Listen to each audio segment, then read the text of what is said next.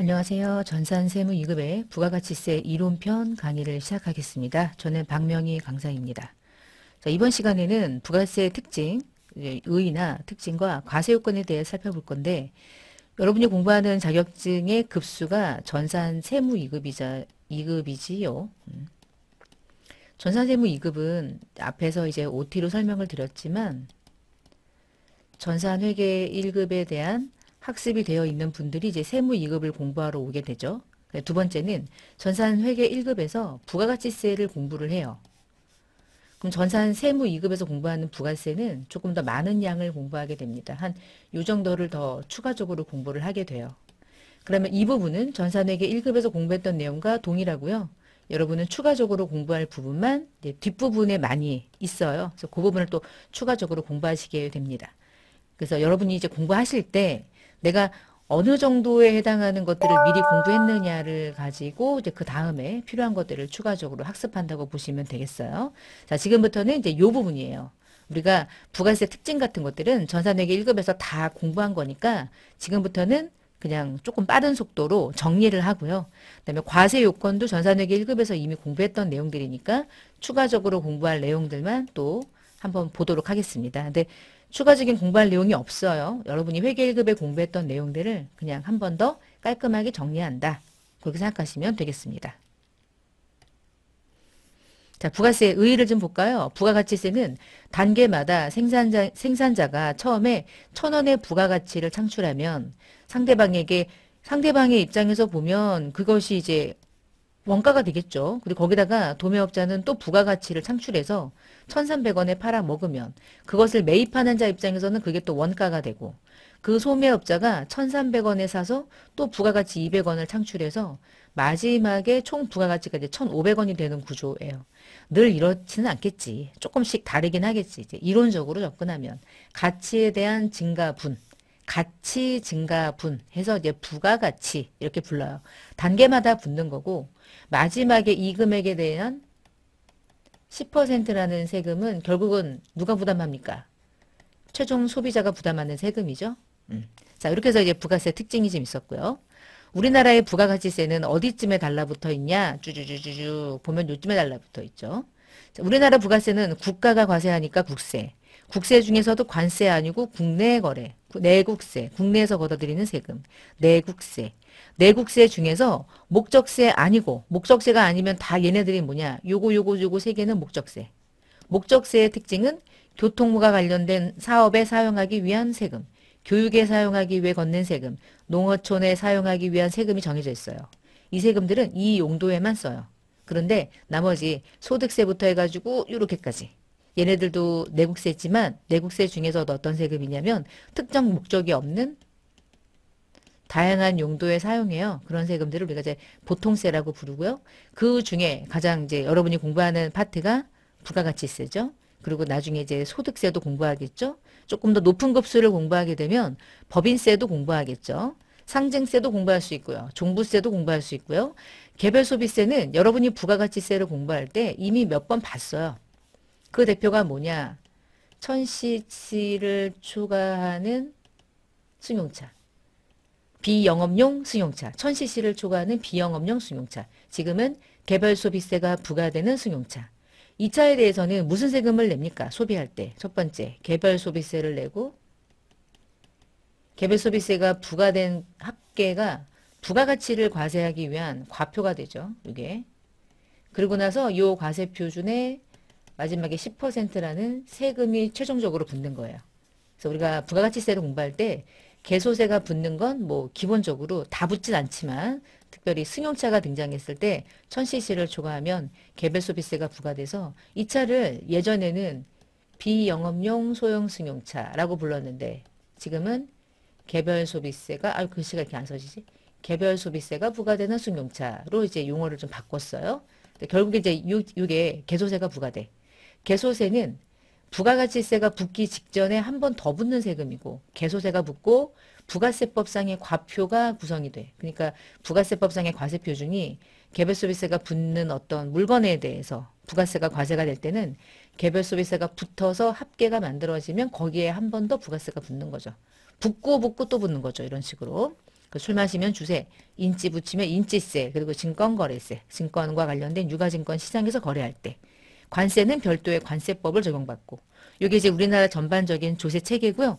여러분은 지금 부가세로 들어온 거예요. 부가가치세. 특징을 좀 보겠습니다. 부가세는 국세라고 그랬죠? 그리고 아까 방금 전에 이제 보통세라고 얘기했어요. 부가세는요, 간접적으로 부과되는 거죠. 간접세라고 하는 특징은 뭐냐면 세금을 신고 납부하는 자와 그 세금을 실제로 부담하는 자가 달라. 대표적으로 부가세가 그래. 부가세는 납세 의무자는 과세사업자이고 담세자는 최종 소비자이고 이렇게 정해져 있어요. 그래서 실제 담세자는 최종 소비자, 그리고 납세 의무자는 재화나 용역을 공급하는 사업자, 정확하게는 과세사업자.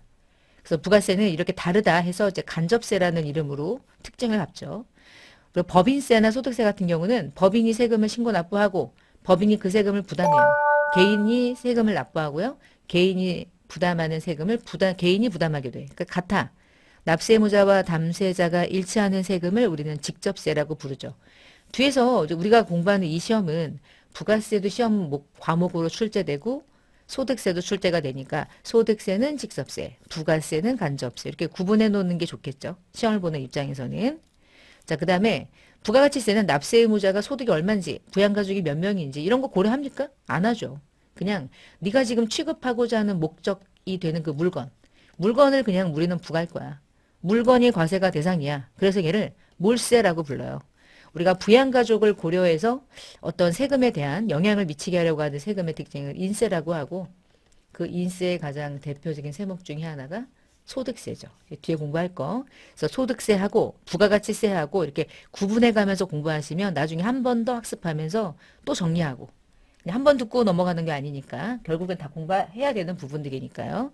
자, 그 다음에 부가가치 모든 세금은 얘가 중요하잖아. 결국에 너 얼마야? 이게 정해지면 거기에 기다렸다가 세율이 붙어요. 그러면 세금이 나오죠. 근데 어떤 소득은 어떤 세금은 얘가 나오면 거기다가 리터를 붙여. 1리터당 얼마 이런 식이야. 그래서 1리터당 얼마가 붙어가지고 리터당 세금이 부과되는 거야. 예를 들면 이제 한 명당 인원수 해서 세금이 나와. 근데 보니까 이 앞에 들어가는 금액이 예를 들어서 500만 원으로 간다. 그럼 이런 세금들은 종가세라 부르고요. 어떤 세금이 부과가 되기 위해서는 과세 표준이 필요한데 그 과세 표준이 금액이 돼. 그러면 뒤에는 당연히 세율이 붙겠죠. 그래가지고 이제 세금이 나와. 근데 얘는 200, 얘는, 이렇게 하면 안 되겠구나. 여기가 이제 리터인 거야. 헷갈렸네? 여기가 리터. 어메. 여기도 잘못 적었네요. 여기는 10,000원이고요. 여기는, 그리고 얘는 262원인 거야. 그리고 앞에 뭐냐면 1리터당 260원이야. 그래서 만약에 내가 오늘 2050리터를 투입하면 2050리터 곱하기 262원 해서 세금이 나와. 또는 몇 명이 들어왔니? 126명이 들어왔습니다. 그러면 그 인원수에다가 10,000원씩 곱해. 그래가지고 세금이 나와. 이 앞에 붙는 게 어떤 수량이나 사람의 인원수나 그런 것들이야. 그리고 이 세율이 꼭 퍼센테이지가 아니라 금액으로 구성이 돼 있어요. 이 앞에가 양인 거야. 몇 명, 몇 리터 이런 식으로. 그렇게 과세가 되는 걸 종가세랑 반대말로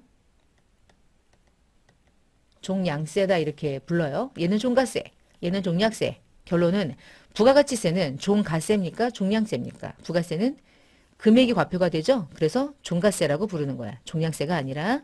그리고 부가세는 개별소비세라는 세금하고는 개별소비세는 개별소비세인 거고 부가가치세는 부가가치세인 거죠. 자, 부가가치세는요. 담세력 이런 거 파악 못하죠. 그러니까 어떻게 가냐. 그냥 누구나 소비하면 세금을 부과해. 그런 세금들을 일반 소비세라 불러요. 주의할 점은 어떤 특정 재화나 용역에만 부과되는 특별한 세금은 별도의 세금이 따로 있어요. 그 세금은 개별 소비세가 있는 거야. 그러니까 부가가치세의 특징이 무엇입니까? 그럼 일반 소비세죠. 개소세가 아니고요. 근데 개소세가 부가가치세가 과세가 되기 위한 과정에서 과세 표준에 얘가 포함되더라. 이게 좀 특이한 거죠. 또 다른 특징은 단계마다 과세하죠. 다단계 거래세. 그래서 결국 단계 가다 보면 최종적으로 누구에게 부가세가 전가되냐면 소비자에게 전가되고 소비자가 그 세금을 부담하는 순간 소비자의 주머니에서 세금은 나가는 거고 납부하게 되는 거고 아니 부담하게 되는 거고 그 세금을 신고 납부하는 것은 전 단계 전 단계 전 단계 모든 사업자들이 하는 거죠. 그래서 간접세 때문에 이제 결국엔 얘가 다단계 거래로 과세가 되는 구조를 갖고 있는 거고요. 부가가치세는 전 단계 세액공제법이 있어. 여기서 말하는 세액은 매입세액을 말하는 거야. 항상. 무슨 세액을 공제받는데 세액이 전 단계 세액을 공제받는데 도대체 무슨 세액인데? 네가 전 단계 누군가로부터 매입한 세액이 있어? 아무 문제 없어? 그럼 공제해 줄게. 단 무엇이 있어야지만 그것이 매입세액이라고 하는 걸 확실하게 인정받을 수 있느냐? 그것이 세금계산서죠.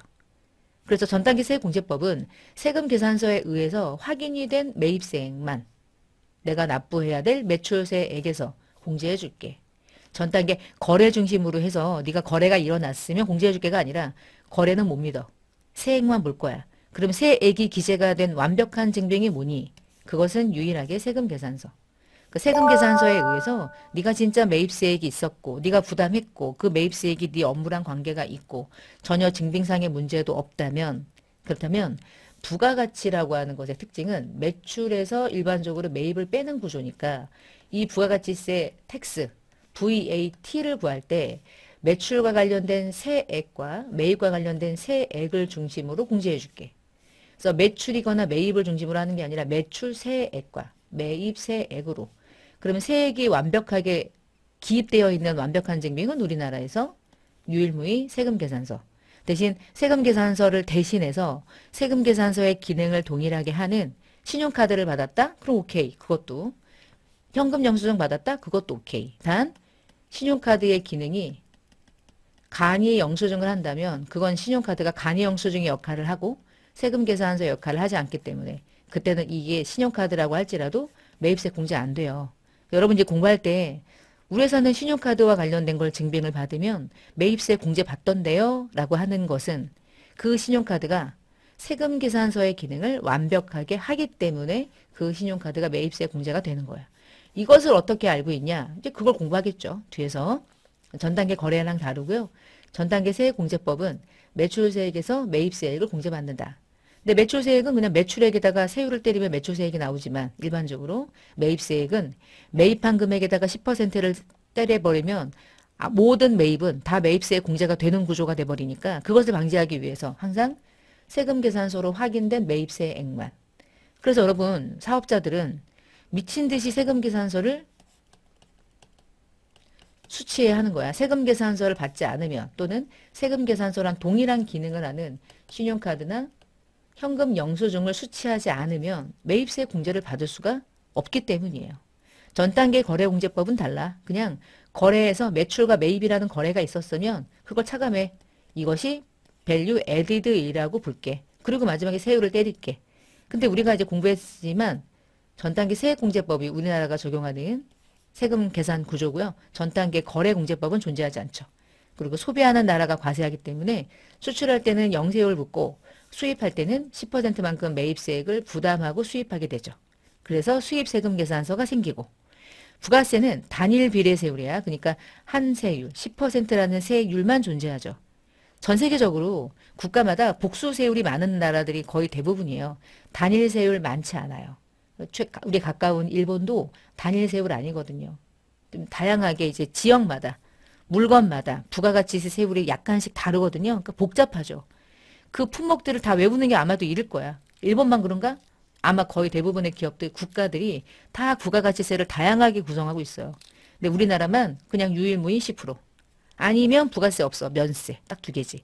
아니면 영세율. 그치. 영세율도 있어. 그러니까 부가세는 영세율이냐 10%냐 면세냐 요 세 가지가 이제 왔다리 갔다리 하는 건데 10%밖에 없잖아. 세율이라는 게. 영세율은 이중과세를 방지하기 위해서 영해세율. 과세를 조정하기 위해서 하는 거죠. 결국에. 이중과세를 방지하기 위해서. 제로를 만드는 것뿐이고. 그러니까 결국은 단일 비례세율이라고 하는 부가가치세 특징이 좀 있고 여기까지 특징이고요. 납세 의무자가 2024년도에 이제 개정이 돼서 지금 보시면 일반 과세자가 있고 간이 과세자가 있는데 이 둘이 우리나라에서는 과세사업자라고 구분하죠. 그리고 과세하지 않는 사업자는 딱 비교해가지고 면세사업자야. 자, 먼저 정리를 좀 해볼까? 과세사업자, 면세사업자 중에 세금을 부가가치세법상 납세 의무자는 누구입니까? 완벽하게 과세사업자. 면세사업자는요. 애초부터 면세만 취급해요. 세금 낼 게 없어. 그래서 부가세법상 납세 의무가 없어요. 뺑뺑 놀면 돼. 납세 의무가 없어요. 아무것도 안 해도 돼. 놀면 되고 만약에 얘가 이제 계산서를 발행한 게 있다면 면세가 계산서를 발행하잖아. 그러면 그거는 제출해.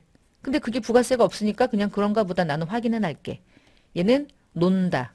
부가세법상 납세 의무가 없기 때문에 사업자 등록도 안 합니다. 부가세법상은 할 필요가 없어요. 그런데 소득세 신고하려면 결국은 해야 되겠지. 그러니까 결국은 다 있어. 다 있는데 부가가치세법상의 사업자 등록 의무는 없다는 거죠. 우리는 지금은 주구장창 부가세만 보는 거니까. 그래서 부가세는요. 재화나 유흥을 공급하는 사업자인데 그 사업자는 기본적으로 과세사업자만 말하는 거고. 그 다음 재화를 수입하는 자. 부가세법상의 납세 의무자 맞죠? 왜냐하면 그 세금은 내가 매입세액으로 돌려받든 어쨌든 신고를 해야 되니까. 그 다음에 모든 개인과 모든 법인, 국가, 지자체 다 포함해서 그리고 법인격이 없는 사단이나 재단, 그 밖의 단체 다 해야 돼. 결국은 모두 한다. 이유는 뭐냐? 네가 납세 의무가 있다면 이렇게 열거 안 해놓으면 여기 안 돼 있으니까 저는 부가세가 납부할 거 매출세액이 있긴 하지만 나는 신고 안 해야지. 나는 납세 의무가 없으니까 이렇게 이제 도망갈 수 있으니까 쭉 열고 해놓은 거고요. 다시 과세사업자 중에서 일반 과세자랑 간이 과세자 중에서 누구를 먼저 보냐면 간이 과세자. 자, 우리나라는 사업을 할 때 법인 등록해서 법인 사업할 수도 있고요. 그냥 개인이 자기 주민번호 가지고 사업할 수도 있어요. 근데 둘 중에 그냥 일반적으로 그냥 상식선에서죠. 딱 똑 까놓고 말하면 어떤 특정 개인이 정말 어마무시한 돈을 가지고 있어서 법인 사업체가 가지고 있는 돈보다 더 많은 돈을 가지고 있을 수도 있어. 근데 그런 건 배제하고 누가 세금을 신고하고 납부하는 능력이 조금 더 출중할까요? 법인은 아무래도 직원 고용을 좀 잘할 거고. 아무래도. 그래서 야, 우리 간이과세자가 될 수 있는 기준은 법인은 무조건 하지 마. 간이는 법인 사업자는 들어올 수 없어. 법인이 딱 등록되는 순간 시작부터 뭡니까? 그냥 시작부터 일반 과세자. 그러면 개인 사업자는요. 둘로 쪼개져요. 개인 사업자 중에 전년도. 내가 지금 속해 있는 연도가 X2년이면 직전 연도. X1년이라는 기간 동안 총 공급 대가. 여기서 여러분 이제 회계 공부했으니까 이거 넘어갑니다. 총 공급 대가는 부가가치세 10%를 공급가액에 포함을 한 거죠. 그러니까 이런 거죠. 제가 전체 이렇게 증빙이 있는데요. 보니까 여기가 이제 공급가액이 10만 원이고 이게 만 원이야. 토탈이 11만 원이야. 이게 부가세인 거야. 그러면 이 중에 공급 대가는 부가세를 포함한 11만 원을 말하는 거고. 그럼 10만 원을 말하는 용어는 공급가액이죠. 간이과세자는 공급가액 부가가치세 개념이 없어요. 그냥 토탈이 들어오는 돈이니까 토탈이 내가 번 돈이라고 오해하며 살아. 평생을. 그러니까 어떻게 해. 간이과세자한테 세법을 가르치려고 하면 오늘 가르쳤는데 내일 한 20개 정도의 간이과세자가 또 생겨. 그러면 그 사람들을 또 불러다가 설명해줬어. 근데 그 순간에 500개가 생겨. 이런 거야. 간이과세자는 이렇게 설명해줄 정도의 어떤 그 세무 지식이 없다고 보기 때문에 어떻게 가냐면 그냥 너네들은 됐고 11만 원이 통장에 들어오는 거야. 공급 대가가. 그러면 원래는 이게 매출이고 이게 원래 부가세인데 너네는 모르니까 11만 원으로 가자. 이래서 11만 원이라는 금액이 공급 대가고요. 이 공급 대가 중심으로 우리는 금액을 인식해요. 누구만 공급 대가 중심으로 입력하냐면 얘네들만. 간이과세자만.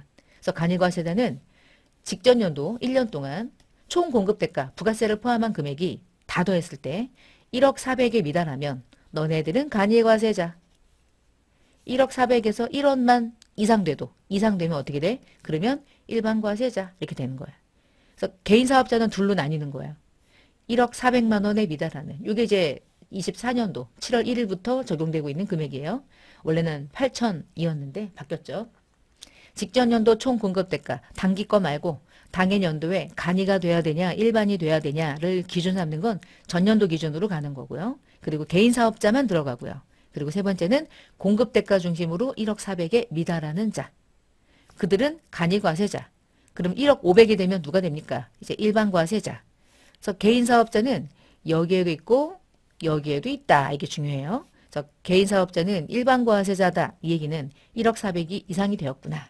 직전 연도에. 그렇게 생각하시면 되고요. 자, 그 다음에 일로 가볼게요. 자, 일반 과세자는 겸용사업자, 면세도 하고 과세도 하는 사업자가 있다면 둘 다 하는 사업자는 그냥 일반 과세자로 등록하자. 일반 과세자로 들어와. 해놓고 얘네들은 소비자에게 물건을 팔아먹을 때 거래처랑 거래를 할 때 원칙상 무엇을 발행하도록 돼 있냐? 완벽한 증빙, 세금 계산서를 발행해야 돼. 근데 간이과세자는 규모가 적잖아요. 그러면 그 규모를 또 둘로 나눠. 둘로 나눠서 1억 4백이 미달하는 건 아는데 4,800에서 1억 4백인 자와 그리고 4,800에 미달하는 자 이 둘로 나눈 다음에 4,800도 안 돼? 진짜 돈 못 버네. 그러면 너네들은 세금 계산서 발행하지 마. 발급하면 너 큰일 나. 너는 그냥 영수증이나 발행해. 여기서 말하는 영수증이 간이 영수증 같은 거야. 손바닥만한 영수증. 아무나 종이 뜩 뜯어가지고 막 쓰는 거. 문구점 가면 간이 영수증 팔잖아요. 거기다가 막 숫자 적고 뭐 명함 딱 찍어가지고 도장만 찍으면 영수증이 돼버려. 그러니까 누가 발행하냐면 원칙상 세금 계산서를 발행할 수 없게 해놓은 거예요. 그렇게 능력도 없고요. 이들이 세금 계산서를 발행해봤자 큰 이득이 없다고 생각해. 단 간이과세자 중에서 4,800 이상이며 그리고 1억 400 미달하는 자들은 요 구간이라면 너네들은 간이과세자이긴 하지만 좀 능력이 있네. 두 번째, 얘네들이 원래 일반 과세자였다가 코로나 때부터 조금씩 간이과세자가 또 되고 또 되고 이래가지고요. 요 안에 있는 사람들은 원래는 일반이었다가 간이가 된 거거든요. 그러면 원래는 얘네들이 무엇을 발행하는 자들이었겠어요? 원래는 세금 계산서를 발행하던 자들이야. 근데 일반 과세자에서 간이 과세자가 되는 순간 이 사람들은 여기에 들어온 사람들은 자기 의지랑 상관없이 자기가 어느 날 갑자기 간이 과세자가 돼버린 거야. 억울하잖아. 그치? 근데 더 억울한 건 국가가 그러면 너네가 간이 과세자가 되긴 했는데 너네들 원래 세금 계산서 발행하잖아. 그러면 여전히 너네들은 세금 계산서 발행해. 의무, 짜증. 얘는 세금 계산서 발행할 의무가 없는 것. 그래서 금액의 구간을 잘 보셔야 되고요. 오른쪽에 간이과세자는 이것도 발행하고 이것도 발행한다. 둘로 나뉜다. 일반 과세자는 세금 계산서를 발행하는 게 원칙이다. 단 상대방이 요구하면 사실은 일반 과세자도 영수증 발행할 수 있어요. 근데 완벽한 증빙은 유일하게 한 개죠. 원래 세금 계산서. 영수증을 발행하는 경우도 있어. 삼성전자가 2만 원짜리 뭐 마우스 팔았어. 그리고 나 2만 원짜리 영수증 달라고 그래 상대방이. 발행할 수 있잖아. 근데 이 영수증이 그냥 조금만 영수증이고 막 손으로 쓰는 영수증이겠어요? 아니겠죠. 상대가 무엇으로 결제하겠어요? 신용카드. 아니면 현금 영수증 발급을 요청합니다. 그럴 거잖아. 그러니까 그 모든 증빙은 세금 계산서를 발행하는 자가 발행하는 순간 그 자체가 세금 계산서랑 동일한 기능을 한다는 거야. 자, 납세 의무자가 바뀐 것 때문에 조금 받습니다. 세금 계산서 영수증을 발행하는 자. 그 다음에 뭐 과세기간은 여러분 알고 있는 거니까 후딱 넘어가요. 일반 과세자 입장에서는 1기는 1월부터 6월, 6개월, 2기는 7월부터 12월이야. 근데 간이 과세자는 1월부터 12월. 1년이 그들에겐 1기죠. 1기, 2기 없어. 1기, 2기는 일반 과세자에게만 있어. 그 다음에 신규 사업자는 사업을 개시하는 날부터 내가 속한 과세기간의 종료일까지. 단 개시하기 전에 사업자 등록을 미리 할 수 있잖아. 그러면 등록일부터 이렇게 가는 거고요. 폐업자는 폐업일까지가 나의 마지막 과세기간이 되는 거고요. 과세 유형이 변경되는 경우는 이런 거예요. 이게 여러분 생각해봐. 이렇게가 이제 1년이잖아요. 일반 과세자였는데요. 간이과세자로 변경했대요. 그것을 언제 할까? 직전 연도에 해당하는 금액 가지고 판단한다며. 그쵸? 요 이제 직전 걸로 하잖아요. 그러면 1월 1일에 할까요? 요쯤에 할까요? 이쯤에 하지 않을까? 이 사업자가 직전 연도 1억 4백에 미달하는지 1억 4백 이상인지 직전 연도의 마지막까지도 모르죠. 신고를 해야지 알겠지. 그치? 그러면 신고를 하면 요때쯤 알게 돼. 국가는. 그러면 이자가 이제부터 과세 유형을 일반에서 간이가 되든 간이에서 일반이 되든 왔다리 갔다리 할 수 있어요. 누가 왔다리 갔다리 할까요? 개인만. 그럼 개인 사업자들이 처음에는 일반이었어. 그러니까 1억 4백 이상이었단 얘기지. 근데 직전 연도에는 1억으로 뚝 떨어졌어. 이제 그러면 간이가 돼야 돼. 그럼 언제부터 간이가 될 거냐 이 얘기인 거예요. 1월 1일부터 간이를 바로 할 수 있을까? 그게 안 된다고. 그러면 어쩔 수 없어. 6개월 지나고 과세기간으로 끊어서 하는 거니까. 그러면 언제부터? 7월 1일부터 한다는 얘기죠.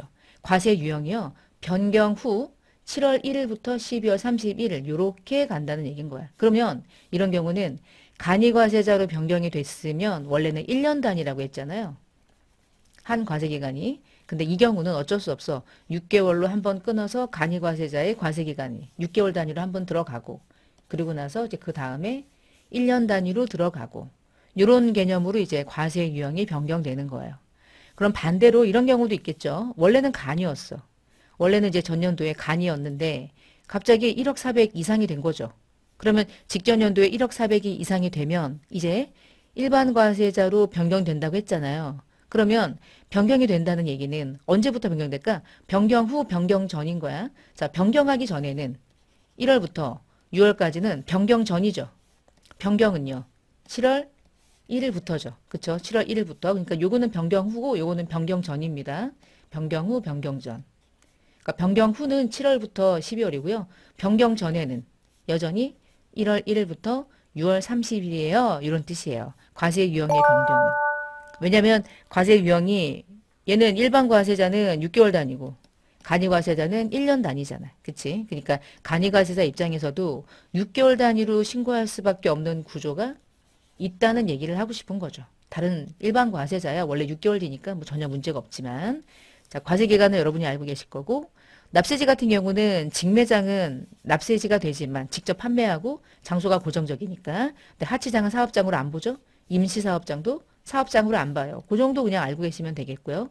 사업장마다 세금을 신고 납부하는 것이 부가세법상의 원칙이죠. 그래서 그 원칙을 우리는 사업장별 과세하는 것이 원칙이다라고 불러요. 그러고 나서 이제 업종별 사업장이 꽤 있었죠. 광업은 광물을 채굴하는 사업을 하기 때문에 광물을 채굴하는 장소를 사업장이라고 보지 않고 그냥 이 모든 일을 주로 하고 있는 네 사무소가 있는 소재지가 너의 관할 세무서가 되고 그곳이 너의 사업장이 될게. 그곳이 너의 납세지야. 이런 개념이죠. 제조업은 최종 제품을 완성하는 장소. 공장이지 않을까? 그쵸? 그다음에 건설업, 운수업, 부동산 매매업의 특징은 계속 움직이는 거야. 건물 지으러 돌아댕겨. 운수업 계속 운수해. 부동산 매매업, 부동산은 많지만 사고 팔면 사라져, 사라져, 사라져 이런 식인 거죠. 그래서 그때는 법인인 경우는 법인 등기부상의 소재지고요.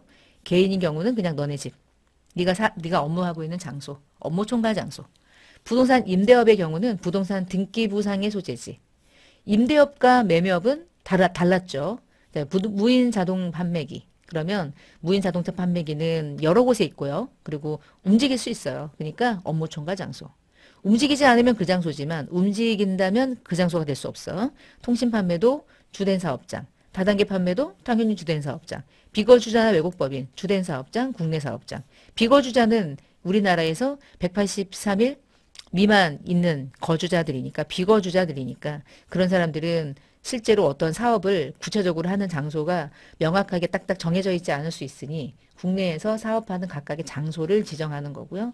기타 같은 경우는 본인이 내가 신청해서 여기를 사업장으로 할래요 이렇게 할 수도 있고요. 사업장 자체가 없으면 내가 살고 있는 주소지가 사실은 업무 총괄 장소가 되기도 해요. 그래서 주소지나 거소지가 사업장이 될 수도 있다는 것이고요. 자, 그 다음에 또 이제 우리 공부하는 내용 중에서 납세지 특례라고 있었죠. 부가세는 사업장마다 신고하는 게 원칙인데 사업장이 많으면 어떡합니까?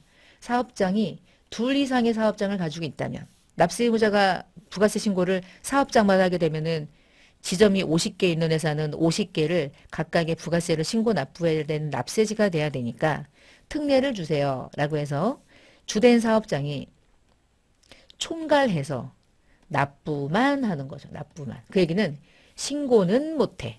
그러니까 총괄해서 납부나 환급만 가능하죠. 효력은요. 신고는 못해요. 신고는 지점이 50개면 여전히 50개 지점이 따로따로 신고를 해야 돼. 그러니까 신고서를 만들어야 돼. 그러면 따로따로 부가세를